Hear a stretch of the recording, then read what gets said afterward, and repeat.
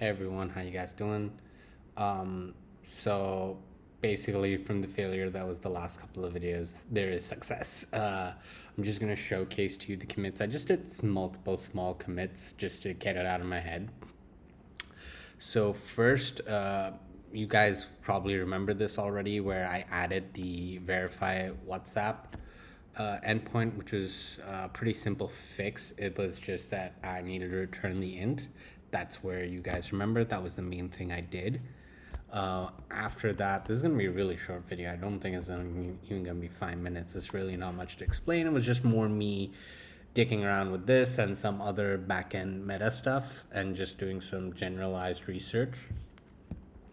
So this is just going to be a short video. And then maybe not, I'll do a Pokemon video. I don't know. We'll see. I kind of want to, but it's late and I need to sleep. I have a somewhat early start tomorrow. Got stuff going on. We'll see. Okay. So the very first thing I did was I turned the get e and v vars into a function for the environment variables. And I even call it right away, except I just get the dot logging level with ll, right?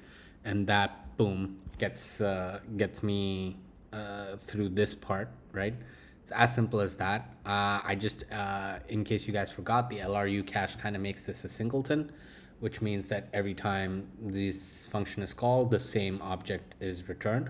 Now, technically, LRU cache actually caches multiple requests at the same endpoint or at the same function. So the last 100 times or 128 times or whatever that the thing is called with different parameters, that is cached. So if you get the same parameters again, you just go from the cache. And so it caches up to like some large number of requests, which I think is configurable. Yeah, pretty straightforward, pretty chill.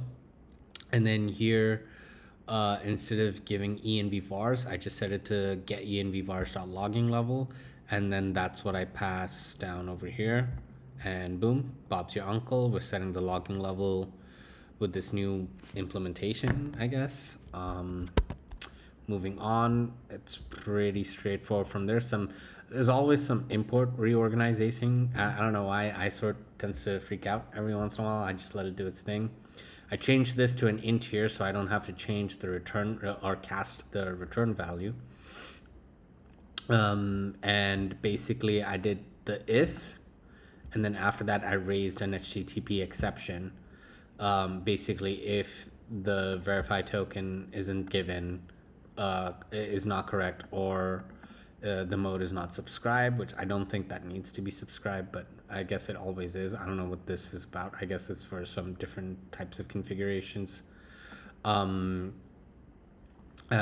just like give it this little detail, raise this exception, no problem. After that, oh yeah, I went and I changed everything to metadata snake cased, except for in the logging formatter.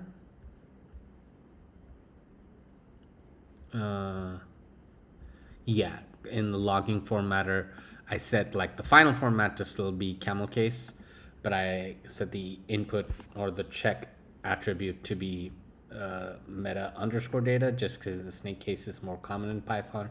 A small thing I realized, I actually want to change that, so I did. Removed, whatchamacallit. Yeah, so this one was very simple. I removed the add appropriate status code because I didn't check it before I removed it. I just removed it now, and then I added this to do of adding the middleware for logging response.